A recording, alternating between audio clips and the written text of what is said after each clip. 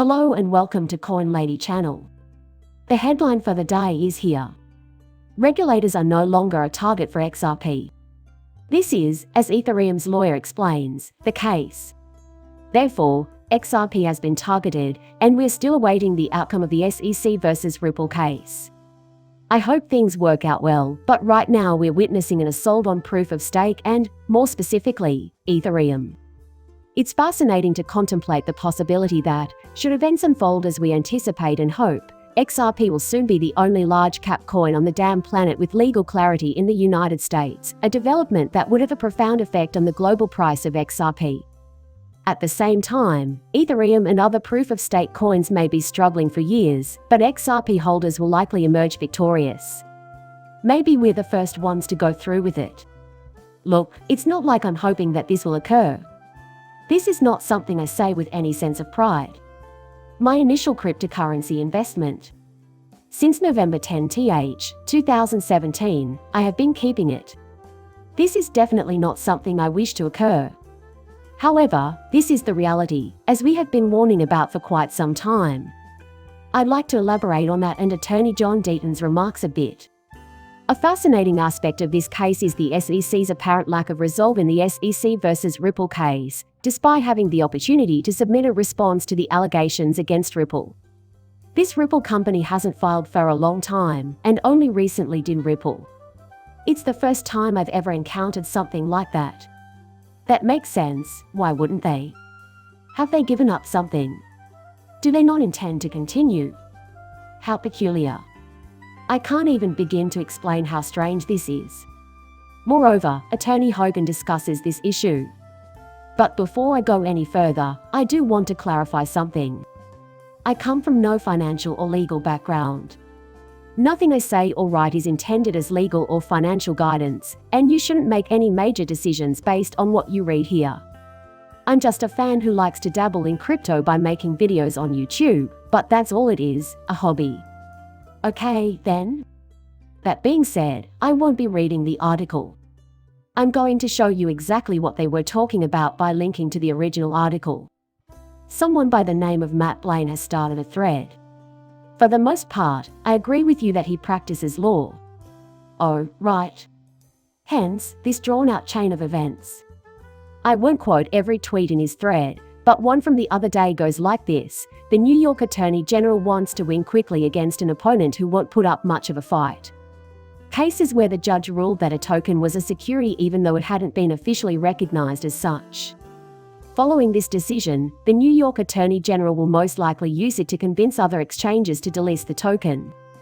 What he's referring to is a lawsuit filed by the New York Attorney General NYAG against the cryptocurrency exchange kucoin, alleging that kucoin is selling Ethereum without having first registered as a security. The implication is that they view kucoin as an unmotivated and weak opponent, one that lacks the resources to mount a sustained offensive like Ripple did, and that they hope to use a decisive victory in this case to persuade other cryptocurrency exchanges to stop listing the token. That's the plan, in his opinion. Solicitor John Deaton retweeted that and added his 2 cents. Long-term strategy to obtain a default judgment in a possible ruling containing language that kucoin was selling ETH as an unregistered security. Since there are likely hundreds of other tokens just as valid, it seems unnecessary to require the investigator to buy ETH.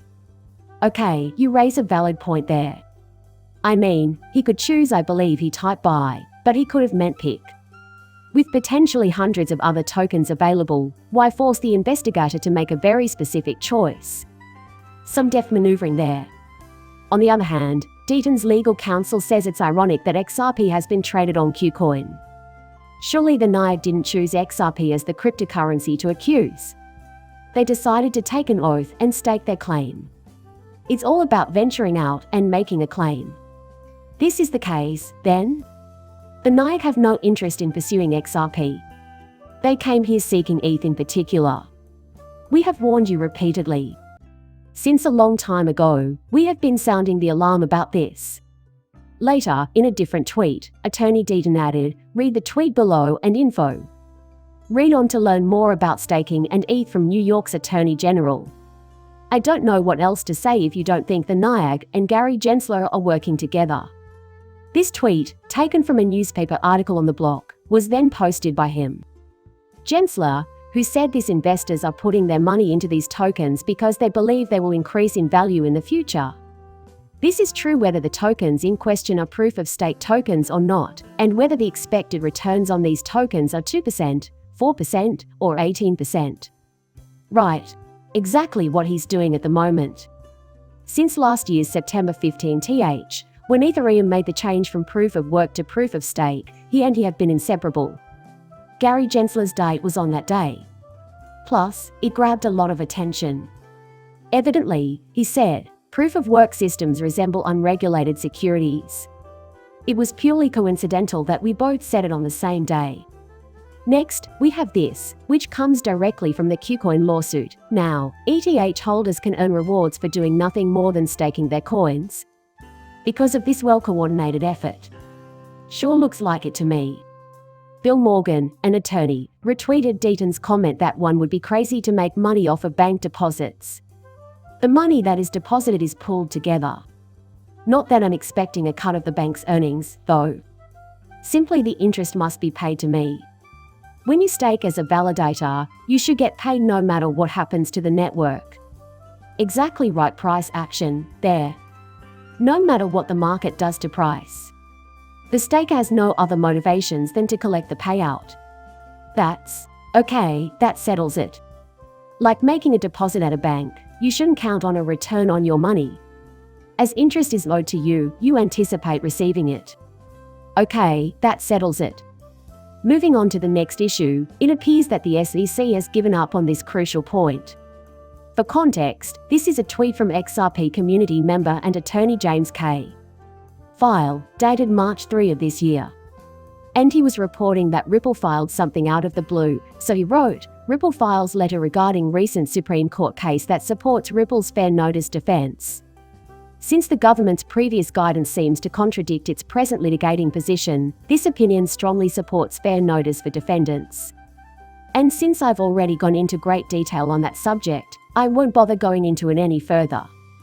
However, Ripple is relying on a recent Supreme Court decision in support of their fair notice argument. Recently, on March 15th, a member of the XRP community named Ashley Prosper retweeted this and added the following. Ripple's fair notice defense was supported by a Supreme Court decision, and as of March 3, the SEC has not objected to Ripple's supplemental authority. Why wouldn't they raise a fuss? Does this mean anything? Do you happen to be a lawyer? Hogan gave an answer.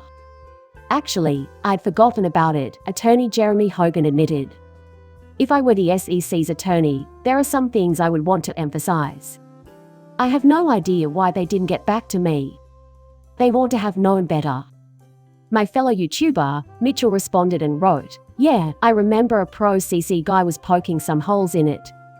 How long before the SEC stops responding? Hogan, who identified himself as a lawyer, replied that they still have time to respond. Unless the SEC has given up on prevailing on the fair notice issue at summary judgment, I think this is a bad move. Which is why I need to pose a question to the audience. Like, what the heck is going on here? How about you? It's been over 2.5 years since Ripple last filed a lawsuit, and I can't think of a single other time when they did so, and then the SEC did not excessively complain about it for no reason. No, they don't exist around here either. And what exactly does that entail? Have they? I totally spaced on that. That's not likely. Thus, I'm at a loss to explain it. I have my doubts as to whether or not they are actually giving in. Maybe there's something happening in the background, but I can't tell. That, however, is the rub. For example, you might secretly wonder if there is secret settlement talk. In addition, they had no interest in learning. I don't think that's it either, because even if there are secret settlement talks going on that we don't know about, which is highly unlikely, they would still go forward full steam ahead. That's the way it's done. What you do is that you continue to fight as though there is no chance of a compromise in the near future. As expected, you act in that manner. So, it's just strange. I don't know how else to put it. You guys should tell me about any theories you may have. I'm relieved to see that the SEC made an honest mistake. But, you know, the SEC uses all kinds of shady reasoning, so there's that. Surely they could have come up with a nit to pick. Right. In any case, they didn't. Strange stuff, dude. Quirky stuff. To be clear, I am not a professional banker. Nothing I say or write should be used as a basis for making any financial decisions. Please like and subscribe my channel if you enjoyed the video. See you later, bye.